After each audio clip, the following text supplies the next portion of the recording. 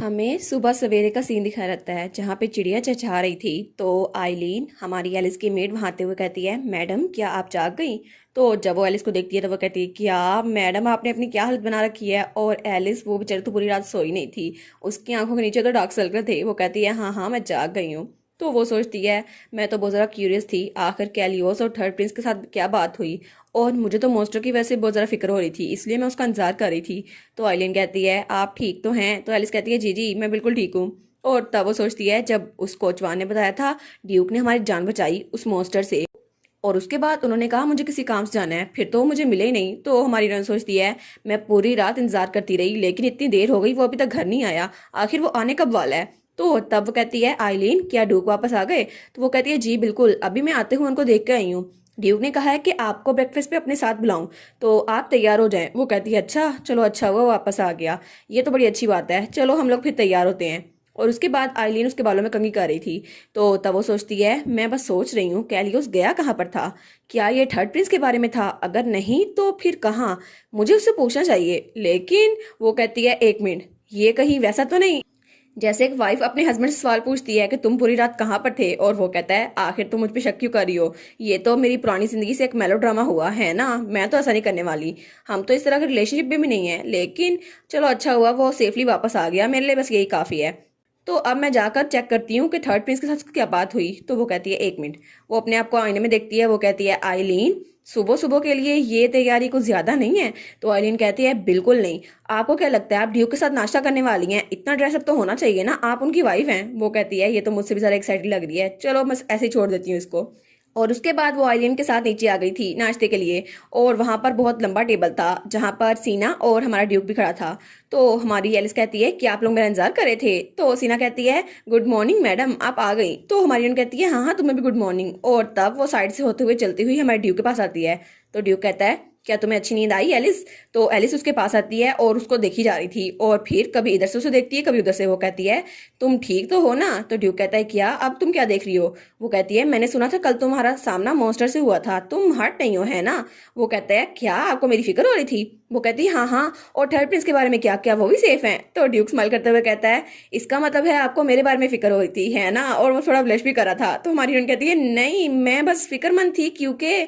तो वो कहता है, अच्छा किस बारे में? तो वो उसके कान में कहती है, मैंने डिसाइड किया था कि रिस्पॉन्सिबिलिटी लूंगी आपकी हेल्थ के बारे में, तो अगर आपको थोड़ी सी भी चोट लगी है तो मुझे बता दे, मैं आपको हील कर दूंगी। वो कहता है, नहीं नहीं इतना भी बुरा नहीं है, वैसे भी सिचुएशन अच्छी से गुजर गई थी, आपको फिक्र करने की जरूरत नहीं है, और मुझे अच्छा लगा आप मेरे बारे में फिक्रमंद हो रही थी। तो हमारी हीरोइन तो बलिश करने लग जाती है। वो कहती है, जैसे आप मुझे सुबह सुबह तंग कर रहे हैं ना, ऐसा लगता है आप बिल्कुल ठीक है।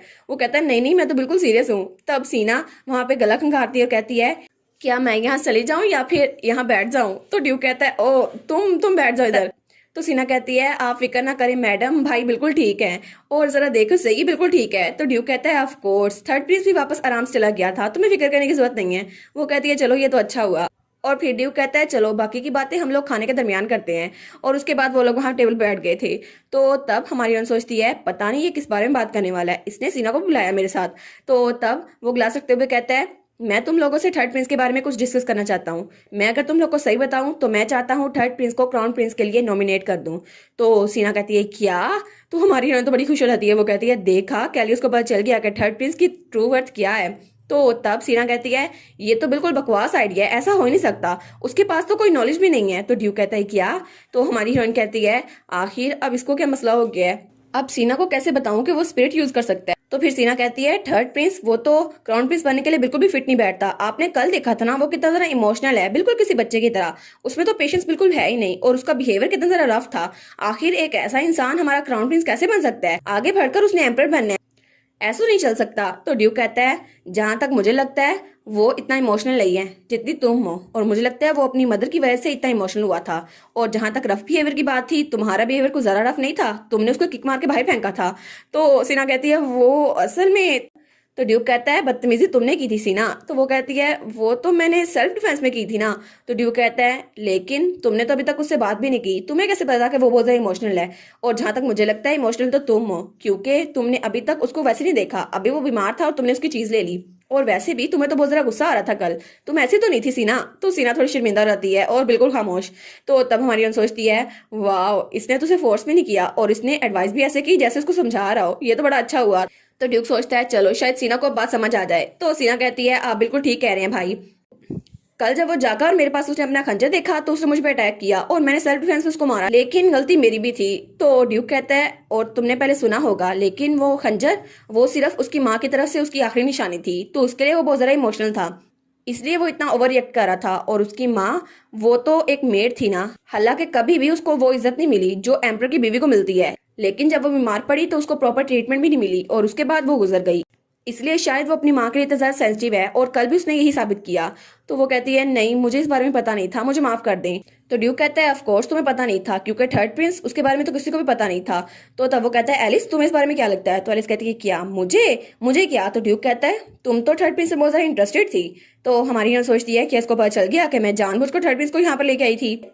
तो ड्यूक कहता है तुमने मेंशन किया था ना कि थर्ड प्रिंस भी है, क्या तुमने नहीं कहा था। तो एलिस कहती है वो ये तो बहुत बुरा हुआ, मैं इसको क्या बताऊं। वो कहती है ऑफ कोर्स मैं आपके ओपिनियन के साथ एग्री करती हूँ और मुझे भी लगता है कि उसके पास यूनिक डिग्निटी है जिसकी वजह से वो क्राउन प्रिंस बन सकता है। तो ड्यूक कहते हैं हाँ मुझे भी ऐसा ही लगता है, उसके पास बहुत ज्यादा डिग्निटी है और वैसे भी थर्ड प्रिंस उसके पास एक स्पिरिट है, वो स्पिरिट यूजर है और इसलिए वो सेकंड प्रिंस के सामने हार नहीं सकता। तो सीना कहती है एक मिनट, थर्ड प्रिंस के पास स्पिरिट है लेकिन कैसे। तो हमारी सोचती है देखा सीना को भी पता चल गया, अब उसका इंटरेस्ट शो हो रहा है ना उसमें, अब तो मेरा क्यूपिड काम कर जाएगा और फिर से अपना तीर संभाल लिया था उसने। तो ड्यूक कहता है हाँ कल मैं भी बहुत ज्यादा सरप्राइज था, लेकिन एलिस वो वहां खामोश बैठी थी क्योंकि उसको तो पहले ही पता था ना।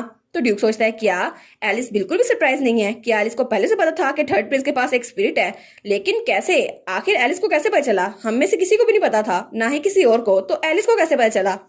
तो सीना कहती है अच्छा तो उसके पास एक स्पिरिट है, शायद इसी वजह से वो अपनी आंखों का कलर भी चेंज कर सकता था और मुझे लगा था ये मैजिक होगा। तो ड्यूक कहते हैं हाँ बिल्कुल तुमने सही कहा, कल मैंने खुद विटनेस किया था उसको अपनी स्पिरिट यूज करते हुए। तो सीना कहती है क्या। तो एलिस कहती है क्या आपने खुद देखा था।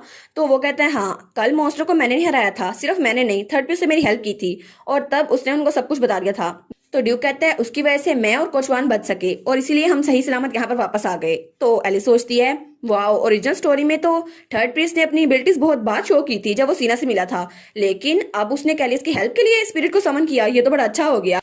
और पहले जब सीना को लग रहा था कि मेल लीड यानी कि थर्ड प्रिंस बहुत ज्यादा चाइल्डिश है, लेकिन अब उनका इरादा बदल गया है, लगता है उसके लिए उनकी सोच अच्छी हो गई है।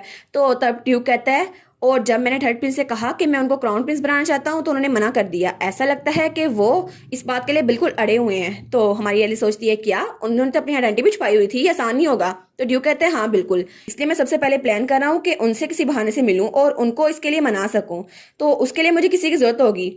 तो सीना कहती है ब्रदर मैडम मैं खुद जाकर थर्ड प्रिंस से मिलूंगी। तो एलिस कहती है क्या तुम खुद मिलोगी, लेकिन तुम सच में वहां जा रही हो। और वो सोचती है कहीं दोबारा से जाकर इसको मारने तो नहीं वाली, इससे तुम लोग की कहानी और बुरी हो जाएगी। लेकिन वो कहती है मुझे माफ कर दीजिए, मुझे पता है मेरे बारे में बहुत ज्यादा फिक्रमंद है, लेकिन मैं दोबारा से वही मिस्टेक नहीं करूंगी, मैं उनसे जाके माफी मांगना चाहती हूँ।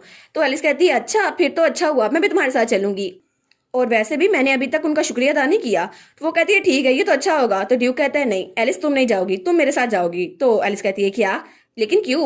तो ड्यूक स्माइल करते हुए कहता है प्लीज एलिस तुम मेरे साथ चलोगी, तुम प्लीज अपना थोड़ा सा टाइम मुझे दे देना। तो एलिस कहती है कि आपके साथ क्यों जाना है, मैं सीना के साथ क्यों नहीं जा सकती। और वो सोचती है अब मुझे ड्यूक के साथ ही क्यों जाना है, अब ये सीना के साथ जा तो रही थी मैं, पता नहीं अब इसको क्या मसला है। और इसी के साथ ये वाला पार्ट यहाँ पर ख़त्म। तो आप लोग बताइएगा आपको ये पार्ट कैसा लगा, प्लीज़ लाइक करिएगा, कमेंट करिएगा और शेयर करिएगा। और जो न्यू व्यूवर्स हैं काइंडली वो चैनल को सब्सक्राइब कर दें और पिछली वीडियोस का लिंक आपकी स्क्रीन पर नज़र आ रहा होगा तो काइंडली उनको भी चेकआउट कर लें। Thank you so much.